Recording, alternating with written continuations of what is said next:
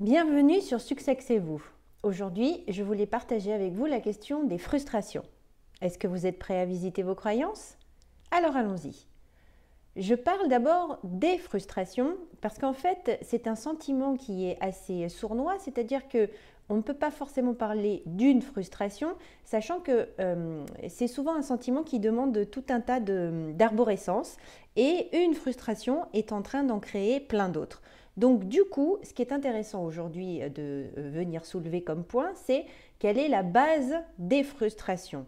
Et souvent, c'est quand même en lien avec la sexualité.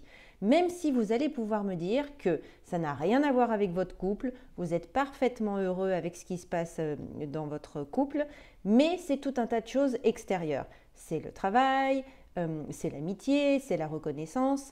Et en fait, je viens vous proposer aujourd'hui de regarder un petit peu plus profondément les choses ou au moins sous un autre angle.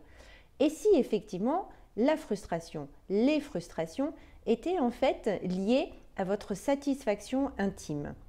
Par exemple, ça ne va pas du tout au travail, vous avez énormément de pression, vous n'avez pas de reconnaissance et forcément quand vous rentrez après à la maison dans votre couple, eh bien les relations ne sont pas forcément neutres. C'est-à-dire que ce que vous vivez à l'extérieur va venir colorer l'intérieur de votre couple et vice-versa. C'est-à-dire que si vous n'êtes pas épanoui dans votre vie intime, ça va venir colorer forcément vos relations extérieures. C'est pour ça que je dis souvent qu'il y a un lien vraiment très étroit entre la satisfaction sexuelle et la satisfaction professionnelle. On ne peut pas se passer de l'un et de l'autre parce que si on n'est pas épanoui dans son intimité, eh bien au niveau professionnel, on va venir rejouer tout un tas de scénarios. C'est-à-dire qu'une petite séduction qu'on peut avoir dans sa personnalité, si on n'est pas bien dans son slip, eh bien là forcément, ça va prendre d'autres proportions. C'est-à-dire qu'on n'est pas seulement là pour négocier des contrats, ou pour faire du service après-vente, ou pour venir présenter de nouveaux projets. On est surtout là pour venir assouvir une énorme frustration de reconnaissance. Parce qu'il faut se l'avouer, la sexualité, c'est quand même une façon de se sentir reconnu, de se sentir aimé. Et quand on n'a pas ça de solide en soi, eh ben on va aller le chercher à l'extérieur. Donc effectivement, on pourrait reparler d'infidélité, c'est-à-dire qu'on vient ici apaiser une frustration de base en externalisant son plaisir. On peut parler aussi du surinvestissement professionnel, c'est-à-dire que comme on n'est pas bien à la maison dans son intimité, eh bien on va surtout tout miser sur l'extérieur, on va travailler comme un dingue, comme un forcenar, et en plus, on n'aura pas trop envie de rentrer à la maison. Donc toutes ces frustrations, de ne pas se sentir écouté, de ne pas se sentir compris ou comprise, de ne pas avoir la reconnaissance qu'on mériterait par rapport à tout ce qu'on a pu fournir, tout ce qu'on a pu donner, eh bien j'ai envie de vous dire aujourd'hui, réfléchissez 5 minutes.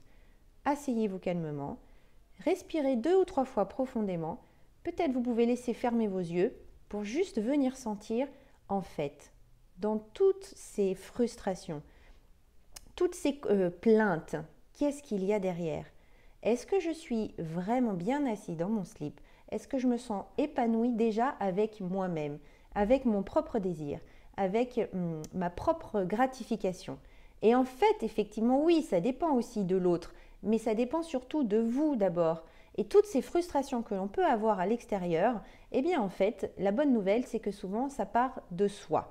Et quand on vient regarder ça à l'intérieur de soi, eh bien ça permet vraiment de venir détendre, de se poser les bonnes questions et de pouvoir mettre en place des stratégies ou de nouveaux outils pour gérer cette frustration qui aura bien sûr, vous l'aurez compris, engendré tout un tas d'autres frustrations.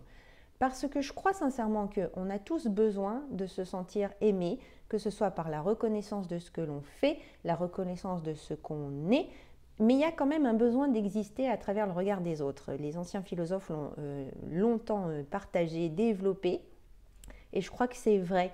Même si on a envie de se sentir fort tout seul, avec ce narcissisme sain dont parle Midal, que j'aime beaucoup dans son livre sur les narcissiques, c'est qu'effectivement c'est intéressant de prendre conscience de soi, de faire attention à soi, mais aussi du coup la morale de l'histoire, c'est qu'en étant bien avec soi, eh bien du coup on est bien dans le collectif. on apporte quelque chose dans l'humanité qui est saine, qui est plutôt ouverte et consciente. Alors, réfléchissez à vos frustrations et revenez surtout sur la partie intime et sexuelle de votre vie à vous d'abord et laissez-vous sentir qu'est-ce qui ne vous satisfait pas, comment est-ce que vous pouvez améliorer ça d'abord pour vous-même, partagez-le avec la personne qui vit avec vous ou essayez effectivement à l'extérieur de mettre en place d'autres fonctionnements. Ce n'est pas toujours très simple, mais vraiment ça en vaut la chandelle. J'espère que cette vidéo vous aura suscité des questionnements, mais surtout des idées d'avancement. N'hésitez pas à liker la vidéo, à vous abonner. Je vous partage chaque vendredi un thème de questionnement et de temps en temps des astuces. Suivez-moi aussi sur ma page Facebook, Sandy Boulanger, relaxologue.